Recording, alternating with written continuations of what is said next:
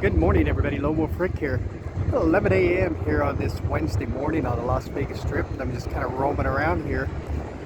And I was taking a look. I was standing here and I was taking a look at these properties. We have the Casino Royale, we have Harris, and then to the left of those is, I guess to the right of those, depending on where you're standing, is the Link Hotel and the Flamingo.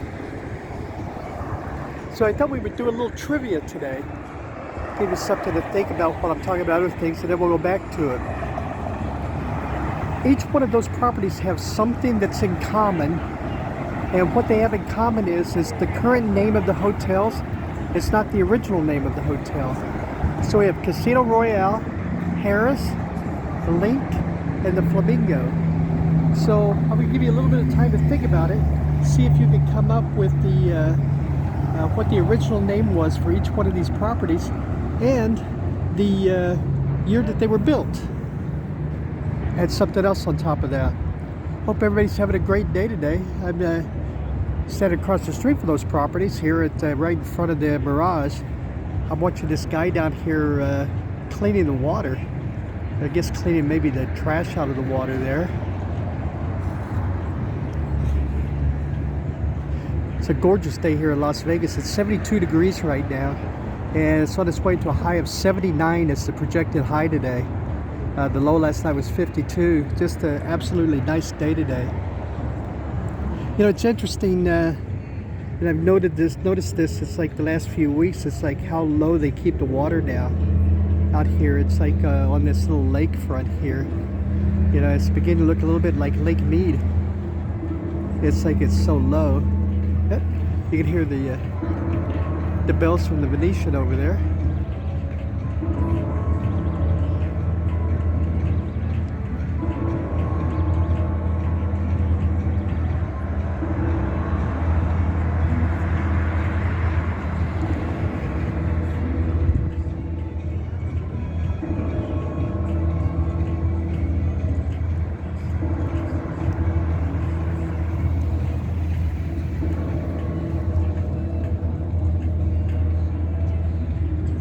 Alrighty, so it just rang in the 11 o'clock hour. We come back over here and take a look at this water, because the water is really low. And I'm assuming, you know, water conservation being one of the things, also with this property being sold, and who knows how much longer they're going to be doing the volcano show. Maybe that's another aspect of it as they're getting ready to ramp it down a little bit. So, but then, I mean, you can see how high it used to be. It's like some of these areas from the I guess the alkaline or whatever, it's like from the water. So it a little bit like Lake Mead. Water's going down, levels going down.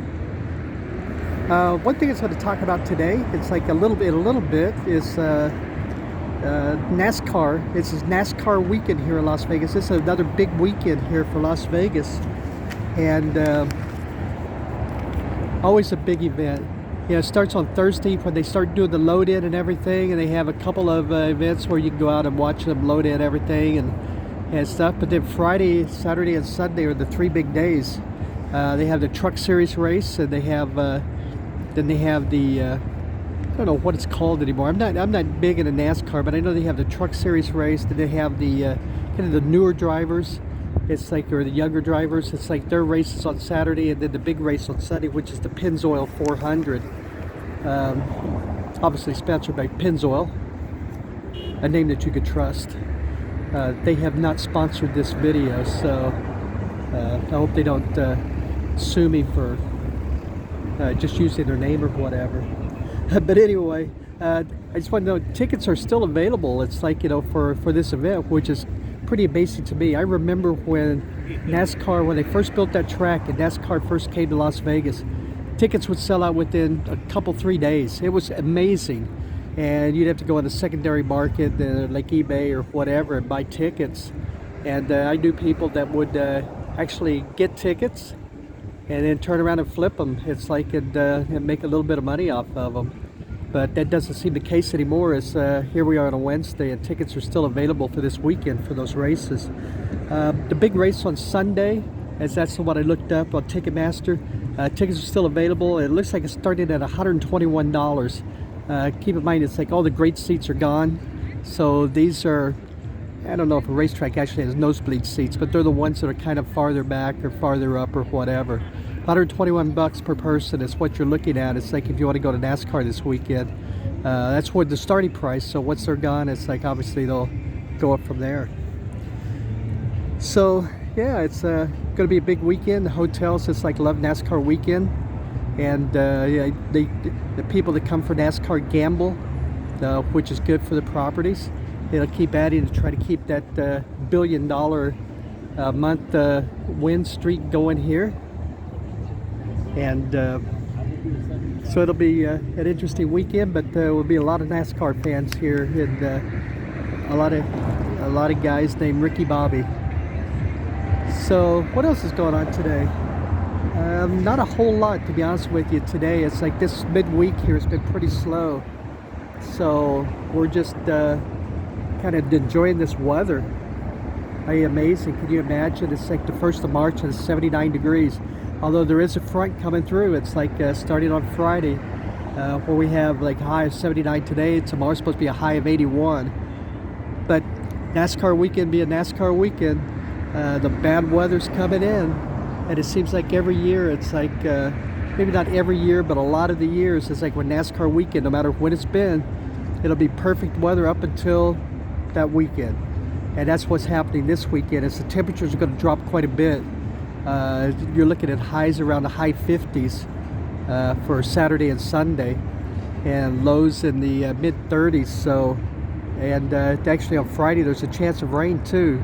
A little bit of a chance on Saturday, but Friday's kind of the main day. They're projecting that it could be a chance of rain. So interesting that always happens on NASCAR weekend.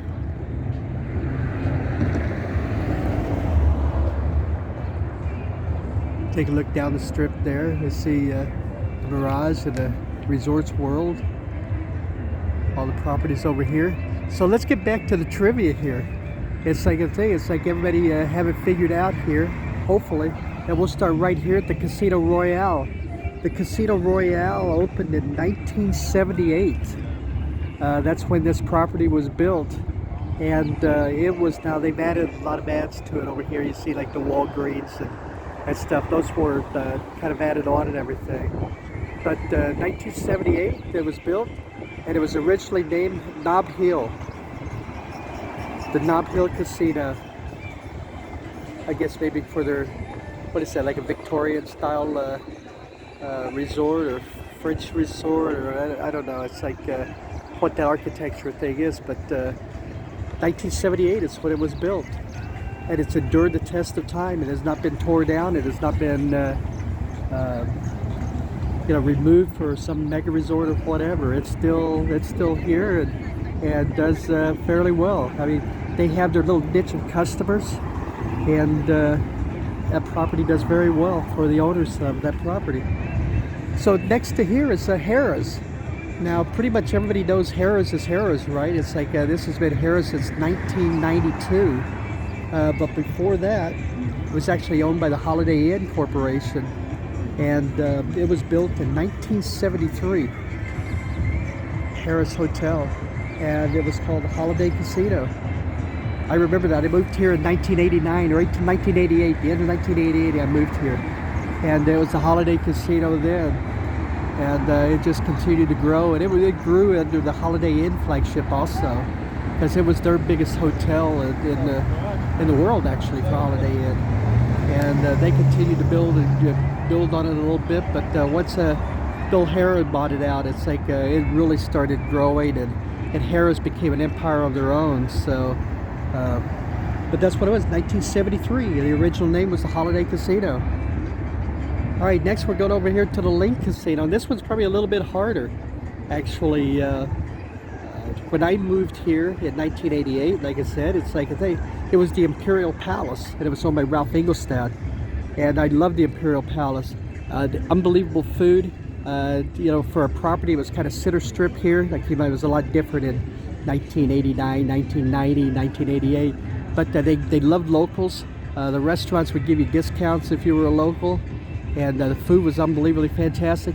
And they had that great auto museum that was in the parking garage. and I would go there once a month just for the car museum and walk around. I was just mesmerized. It's like the first time I ever saw a Duesenberg was at this garage here, and they had about like 10 of them in there. So that was a lot of fun.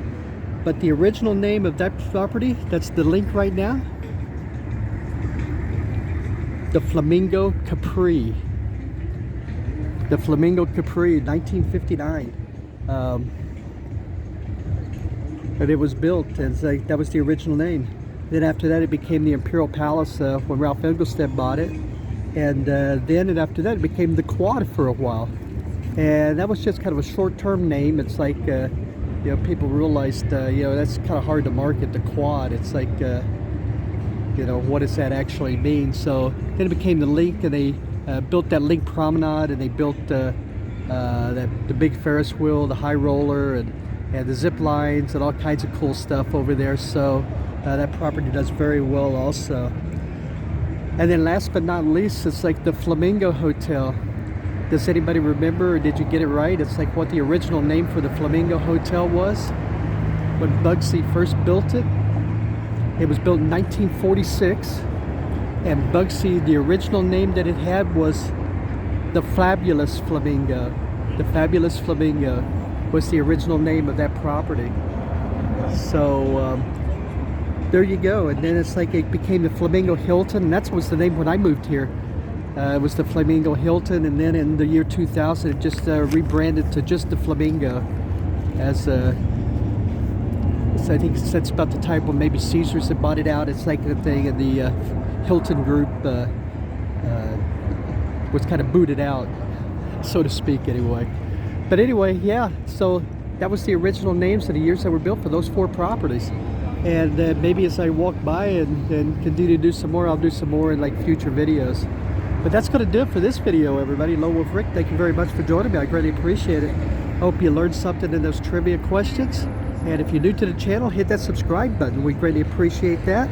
And to all of our subscribers and everybody who watches our videos, thank you very much. We greatly appreciate that also. All right, everybody, take care of yourselves, all right? Stay healthy, and we'll see you in the next video. Bye-bye, everybody.